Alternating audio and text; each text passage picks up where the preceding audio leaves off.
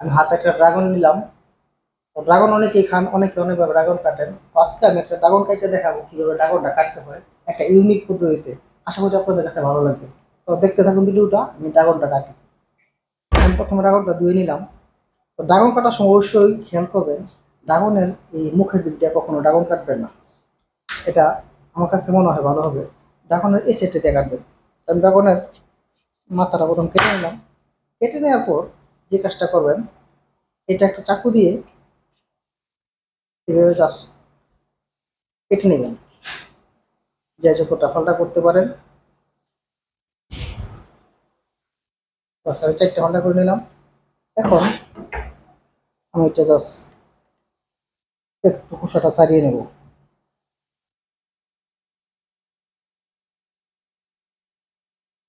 খোসাটা ছাড়িয়ে নেওয়ার পর আমি জাস্ট এটাকে স্লাইস করে নেব।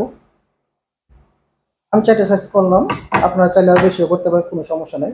তো এখন দেখুন কত সুন্দরভাবে ড্রাগনটা খুলে আসছে নিচের থেকে, কত সুন্দর না?